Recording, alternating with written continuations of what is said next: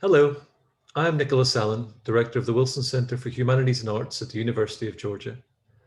And it is my real pleasure today to speak with Julian Hoffman, the author of Irreplaceable, and Lisa Baer, the Director of the UGA Press. This conversation will be part of our Spotlight on the Arts Festival at the University of Georgia, which highlights the diversity of arts activity across the campus, across the city of Athens, and across the state of Georgia. I'm going to invite Lisa to begin this conversation, which will talk about Julian's books, his writing, his artworks, and his thoughts on ecology and the environment across the world. And Lisa, please, if you would start us, thank you. Thank you, Nicholas. And welcome, Julian. It's a pleasure to talk with you again. Thank you. Thank you to both and for having me along for this conversation today. Sure. I think that, one of the first questions is how Julian Hoffman and the UGA Press came together into this fine relationship. And, shortly after I became director of the press in 2014, your first book, The Small Heart of Things, won the AWP Prize for Creative Nonfiction. That's the Association of Writers and Writing Programs. And it was chosen by Terry Tempest Williams. Were you surprised when you won that award? Completely, utterly surprised. I mean, all of us writers submit work to various prizes and competitions, and some you might think that you were in there with an opportunity or a chance perhaps, but knowing that it was Terry Tempest Williams, which was what encouraged me to submit the manuscript in the first place, I'd actually forgotten all about it until I received an email. Beginning of August, we were staying at a friend's little cottage on an island here in Greece. And I did a double take, and I looked next to my wife was sitting next to me, and I said, there's a strange email, a really strange email. And it says something about Terry Tempest Williams. And so it did. It came as this complete surprise, but also an enormous honor. I admire her work and have admired it for a number of years and continue to do so too. So to have her recognize the work was a huge kind of honor, really, for me.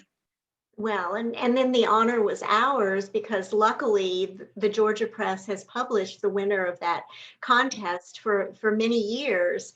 And, we were excited that a book on nature and perception and place and not located in the States, we had an international perspective.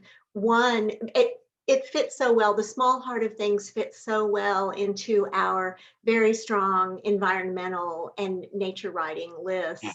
And then, so we published the book with an absolutely beautiful cover, and I wish I had a copy to flash in front of the screen. And I met you at the AWP conference. That's right. In Seattle. In Seattle, that's right. Yeah. And you came over and did a tour. That's right. Did a book tour of this, yes, which was wonderful. So that's how we met, through that beautiful book.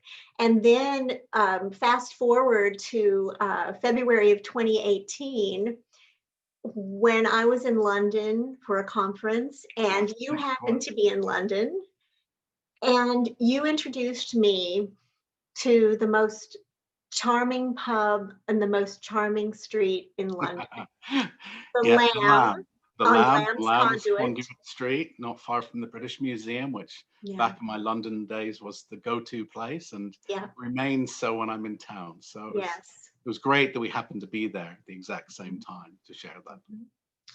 And that's when you told me about, what I really remember is the Hoo Peninsula, but you told me about your new book, your new project with Hamish Hamilton, which was so exciting.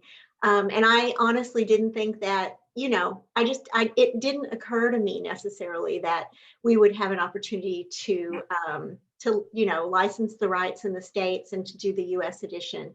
But here we are. And, again, the book Irreplaceable, well, we can talk about the pub date in a moment, but you were telling me about the Hoo Peninsula in Southeast England, and this little known or perhaps little regarded area between two rivers, leading to the sea.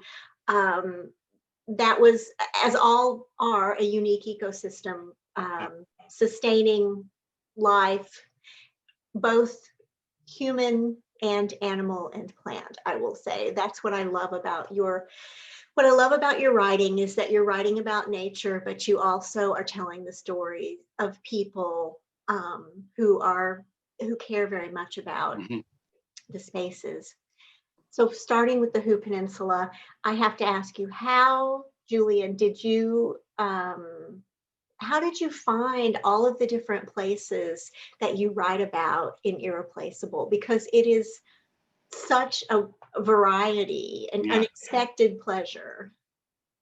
Well, I should probably scroll us back just a moment to how the whole book started for the Hoo Peninsula, because I think as so often in our lives, serendipity can play an enormous role. And 7 years or 6.5, 7 years ago, when I began writing Irreplaceable, it wasn't the book I was planning or intending or had even begun to write at all. The book I was planning on writing was completely different, no connection to Irreplaceable whatsoever. And that spring, I booked a week in London where I'd set up a few different interviews and sketched out a plan of some things that I'd wanted to explore and have a look at and wander around and perhaps start taking some notes about for a completely different book project. And that week I received a message via Twitter from a woman called Jill Moore, who lived on the Hoo Peninsula, and she asked if I would be interested in coming to a peninsula that I'd never heard of until the moment the message arrived, that was completely threatened.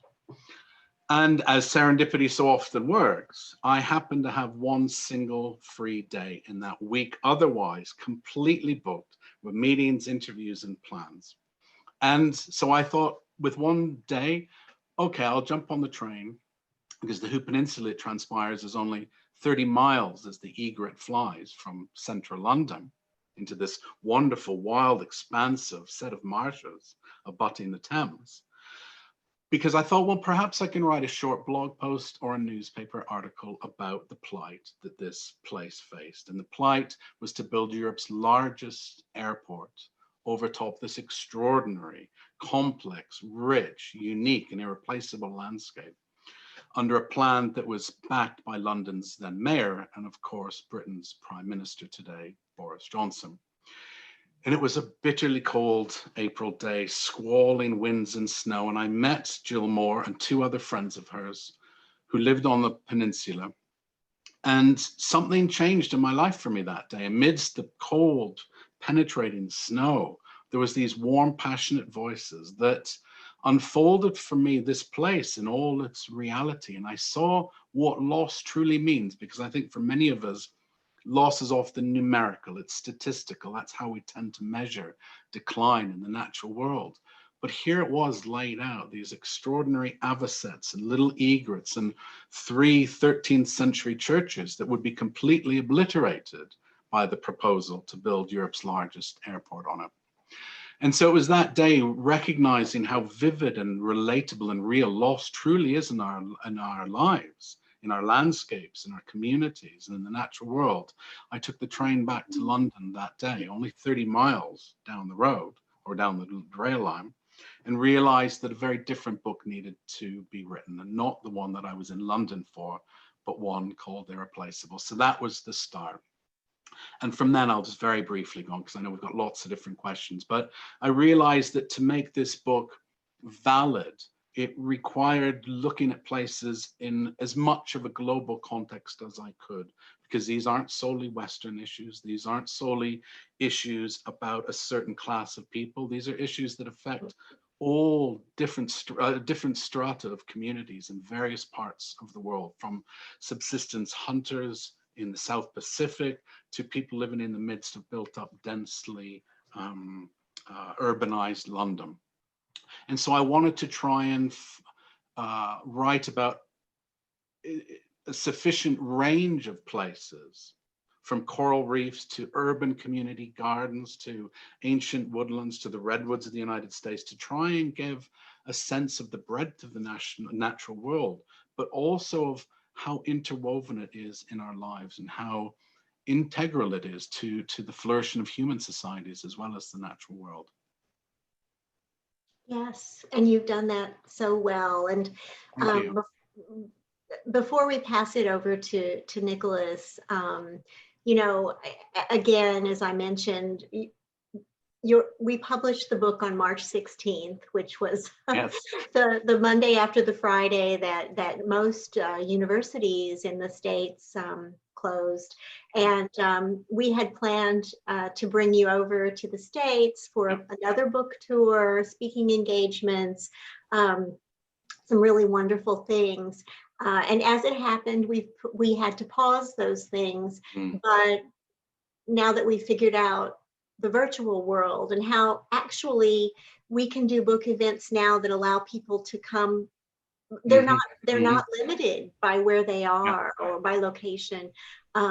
Just as we're connected right now across an ocean, we're planning to do all of that again. And I think that especially people who have missed travel, I mean, your writing can also has been described as part travel writing, environmental writing, but it does allow one to travel and imagine. And starting the book with the Hoo Peninsula chapter was a stroke of genius as well. I commend your editor. Thank you. Yes, at any rate, thank you for that, Julian. And Nicholas, I'll let you jump in now. I know you have some good things to ask. No, well, thank you, Lisa, and Julian too. And actually, I've been thinking there since you've been talking with Lisa about the production of books, also about the style of writing. I loved your description of those peninsular churches, and the question that you asked is, what is a map compared to the song of a lark? I also loved your idea of social connection. You asked that question really in the end.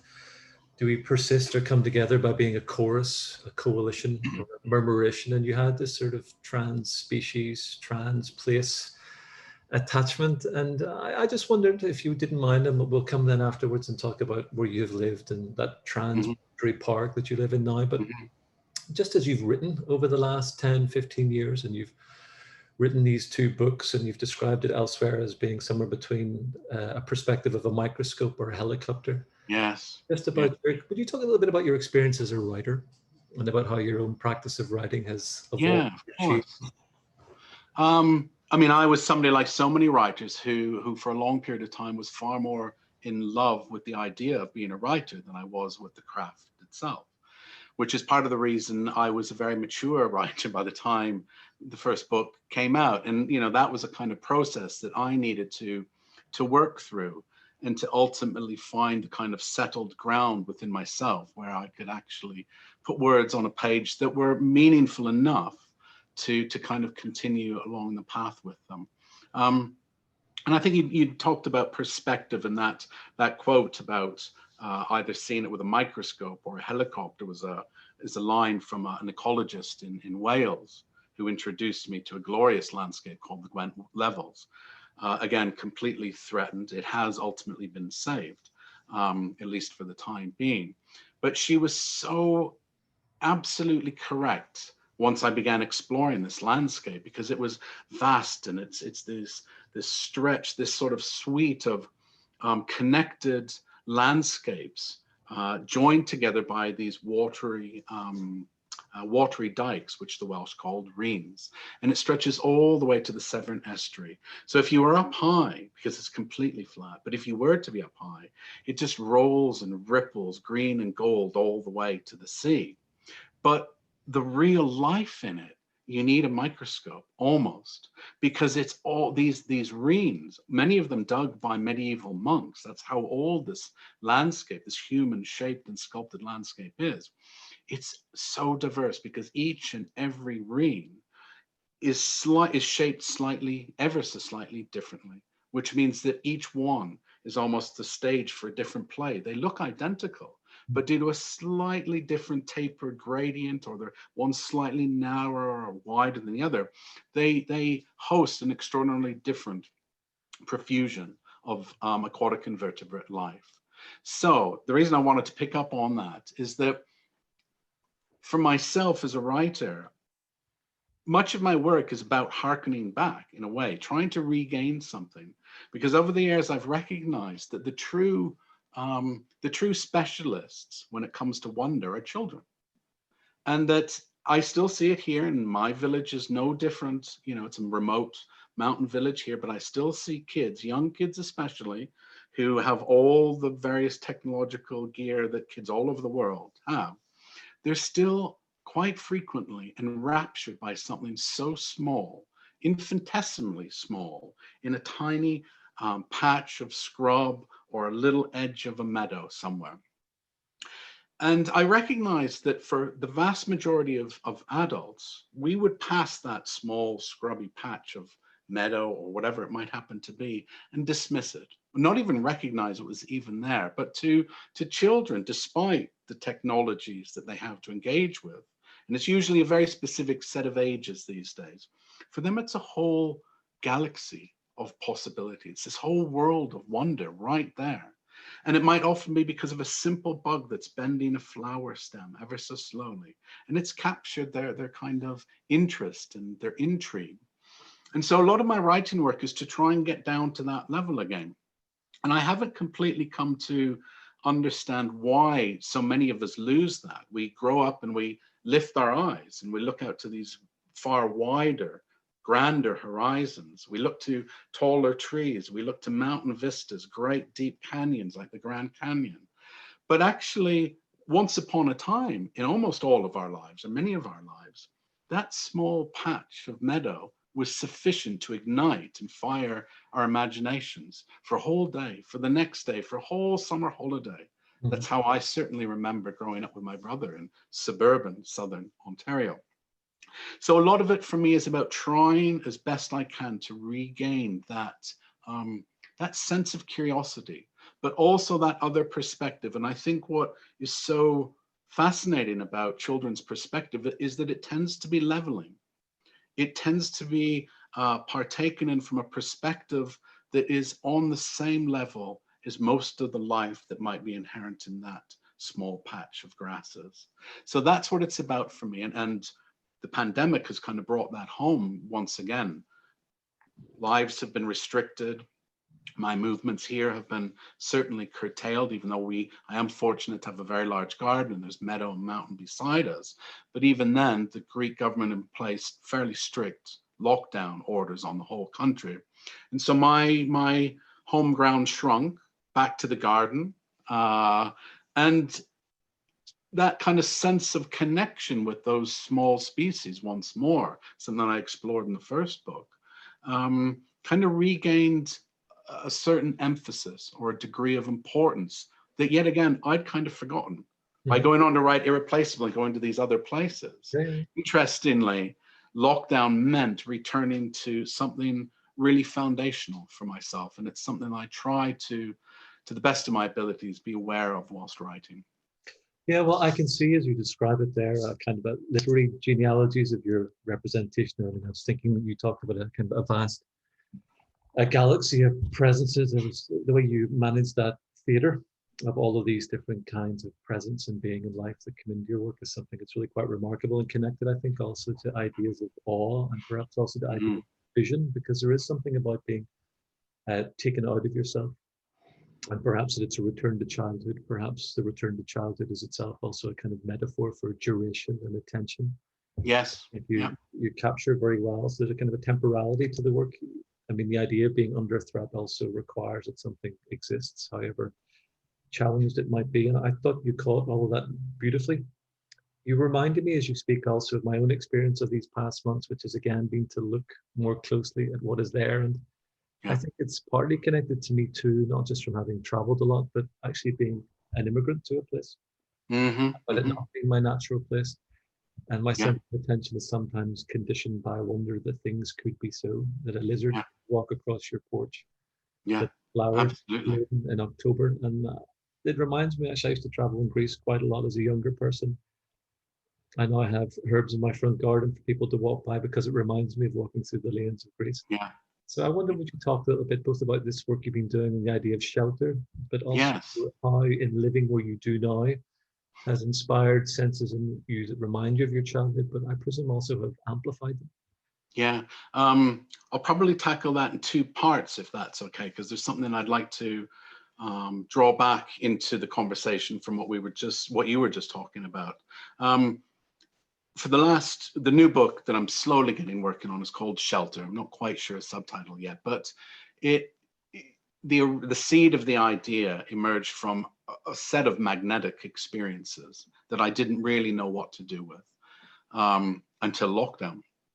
And for the past 2 winters, on especially cold nights, often when there's heavy snow, because for any listeners, I don't live in Greece of the imagination. We're quite high up in the mountains. There's a ski center up the road. And several years ago, our water pipes froze. And they froze, not that I was counting, but for 46 days, about 12 hours and 17 minutes or so. So it is very different. We're high up in the Balkan Peninsula, as it were. And so for the last 2 winters, during especially cold nights, we've had up to 14 wrens, which is one of Europe's smallest birds. And they're very territorial and very individualistic and very solitary species by and large.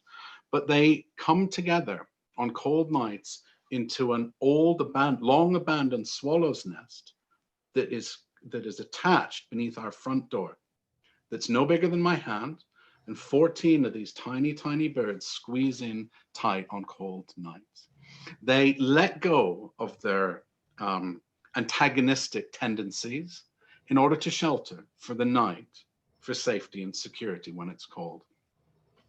And on those cold nights, I would get up while it's still dark in the morning, and often snow would be still falling. And I would sit in a cold, snow-filled corner of the garden and with binoculars watch, and come dawn, they basically one after another parachute out and head off in their separate directions. So for 2 winters, this has happened, and the wrens finally left for spring at exactly the time that we went into lockdown. And it occurred to me that their seeking shelter was no different than the shelter-in-place orders that were placed upon California, for example, or the way that the Greek government had asked us to stay indoors. It was about something very similar. It was about that kind of safety and security. And as the weeks of lockdown progressed, and I couldn't go very far, and I knew that when we had unseasonable snow and there was pelicans on the water that had already nested, and they would have been sheltering their young or eggs in these really, really dense, heavy, unseasonable snows, that we're so bound together by these similar needs. And so lockdown for me was really looking closely at others seeking shelter, both in the garden, but also recognizing that out in the world, homelessness in London, rose dramatically during COVID-19, during the first weeks and months of the pandemic. There are still children being put into cages on the southern US border. What I began to realize is that there is often a strong connection between how we treat the natural world and how we treat fellow humans. And so I'd like to explore a kind of this idea of sheltered in a shared world, as it were, what coexistence might mean, what empathy is truly about. And to track back to the other thing I wanted to raise is that the other thing that I think the pandemic has taught us, it's taught us many things, but in terms of nature, how critical access is. And this kind of brings me back to one of the points in Irreplaceable. The place itself is political. Place has always been political. We're looking at the United States now. Voter suppression tactics are being implemented, specifically targeted towards certain communities in places. Gerrymandering is the exact same thing. It manipulates place to the benefit of those in power and to the detriment of citizens and voters. And place in the natural world is no different. Large parts of the natural world, whether it's the countryside of the United Kingdom or much wilder and open expanses in, let's say, the United States, they're owned. They're off limits to the vast majority of citizens. They're owned by often very, very, very wealthy and often absentee landowners, which means that large parts of the wild kingdom are out of reach for most of the citizenry. And in urban situations, of course, what the pandemic has really brought home is how critical access at a fundamental level is to green space nearby where most people live. And during lockdown, of course, when people couldn't go far, those places were even more vital than ever. But what I think we've learned as well is that for a lot of people, particularly from poor socioeconomic communities, those places in urban settings, which are continually being squeezed because developers and councils can make an extraordinary amount of money by selling off municipal gardens and small parks. That's often the only place that they have access to for socioeconomic reasons, for various, for the distances needed to travel. And so I think what we're understanding is that alongside racial justice and climate justice, there's also a need for kind of green space justice, where access is absolutely critical across society. And I think the pandemic has brought that home. And what I would hope, I won't mention who it is, because it wasn't necessarily the reason she said it, but somebody who'd helped conduct a study for the campaign to preserve rural England, pointed out, and her words were, that many of us have discovered these little pockets of green space on our doorsteps, which is laudable. Her intention was to promote green spaces on the doorsteps. But the antithesis of that, of course, is that for many communities, that's the only green space there is.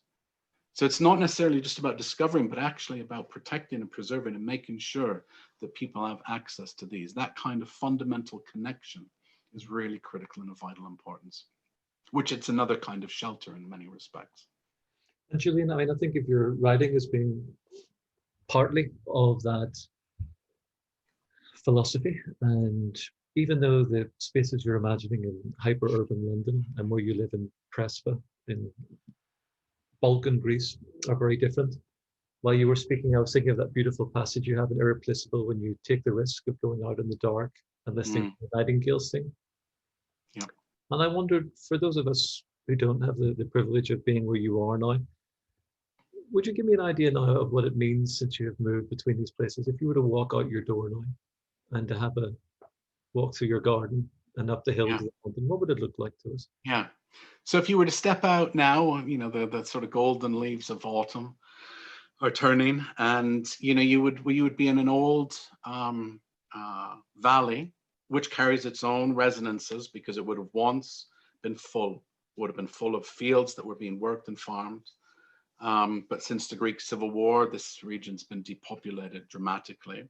So it's now both basically left to its own graceful aging, just has this valley. And then you could then climb up onto a little ridge, and you would look down over the long, long valley and the river that runs past the house that peters out into one of the two lakes. And these are the Prespa Lakes, made up of Great Prespa and Lesser Prespa Lake. And the beauty, or the most interesting aspect in many ways of this region, is that these two great bodies of water are shared. They're shared by Greece, Albania, and North Macedonia. So although I live in a village of only 150 people, the region is extraordinarily cosmopolitan and multicultural, and each country has access to their part of the lakes, but they brings with it their own ethnicities, histories, religions, traditions, customs, economic histories, cultural histories, politics, and they're all wrapped around these two high mountain lakes, that these great bowls of blue water, upon which nest over 2,000 pairs of pelicans in the summer. And so the Prespa Lakes are the home of the world's largest colony of the endangered Dalmatian pelican to be found anywhere on this planet. And in the summer, you watch them circle up high over these mountains that have brown bears in them, which is Europe's equivalent to the grizzly, and we have wolves in them. And so it really is shared in more ways than one. It's shared by three countries with these different traditions, but it is an extraordinarily wild place as well. And the bears come down past the garden, and the wolves are always nearby at some stage, and there are otters and there are badgers. And so it really is a multitudinous and patterned and compound place that has a very, very strong identity, I suppose. Well, you've been very kind and generous, both in evoking it in your books and in talking to you today. And I'll come back to finish up at the end. But Lisa, did you want to ask Julian any final question before we moved on? I have we don't have enough time for all my questions I want to ask Julian, but one that, in reading Irreplaceable, which I'm going to hold up because I'm the publisher and I'd be fired if I didn't. We have the beautiful murmuration on the cover. Yeah, oh, thank you. Thank you very much. Just in case, just in case. Absolutely. Julian, what has been the response, if you have any to share, of the different communities that you discussed in the book to the book? What, what have they seen it? Have you heard from the folks that you met, etc.? Yes. Yeah, many of the people in the book I've heard from or I've since met up with, and the response on a personal level has been really overwhelming. Very, very positive, and also emotional and moving for me, because they entrusted me with stories that are quite often very vulnerable and quite personal. I really wanted to make sure that I told them with the accuracy and honesty and emotional depth, I suppose, that their telling required. And so that was a real concern for me, and one of the things that I'd just like to even briefly say, because what I tried to do with this book, which borrows from the epigraph from Barry Lopez, was to kind of construct what he called a testament of voices. He said a testament of voices can inform us of the special qualities of any place. And the difference, I suppose, from the small heart of things, which was perhaps a more personal meditation, is I wanted to try and use this book to slide off to the side a little bit and elevate other voices that aren't often heard. Local voices, community voices, voices that don't necessarily come with a great deal of economic or political power. So that it becomes this testament, so that you meet in the reading of it people from various parts of the world and from various backgrounds as well. And I recorded all of those people literally in the places they loved, because I wanted to try and find a way to capture that emotional fluency they had with the places that were threatened, or species that were threatened, but that they clearly and deeply loved. And so I asked them when we met if I could record them, rather than me stopping them to constantly take notes or repeat a question. I said, could we just talk and I'll record you? And some of these wanders,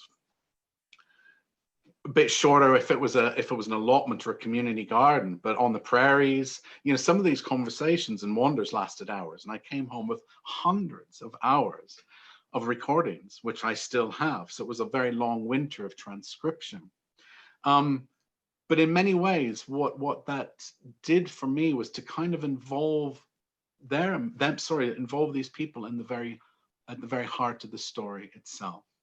And in order to kind of give their deep emotional connections and involvement with lands and places a kind of a register of intensity that I really wanted to try and find, because that's how these places felt to these people and the potential loss of these places. So yes, I've heard back from many of them, and it's been really joyous to kind of hear the positive reports back from the front lines, as it were. And also that many of the stories, of course, turned out to be quite successful, the story of the campaigns.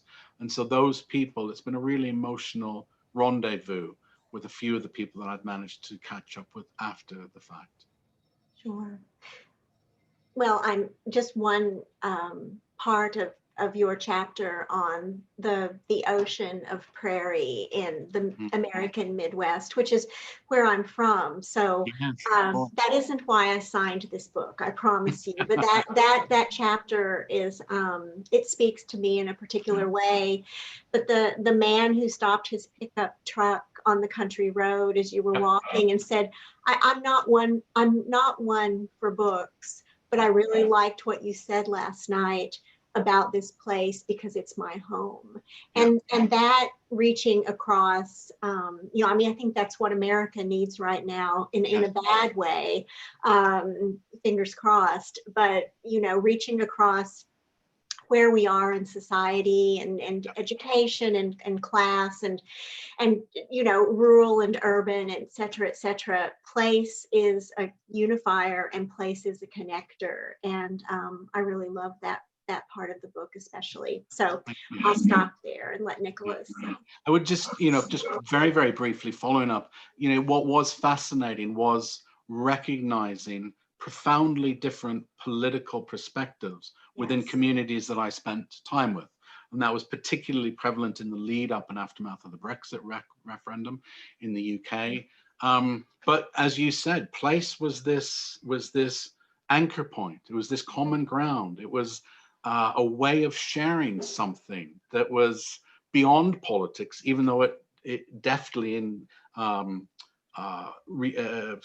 although politics were clearly involved in their lives as well, it almost superseded it or enabled them to find another way of establishing and maintaining relationships.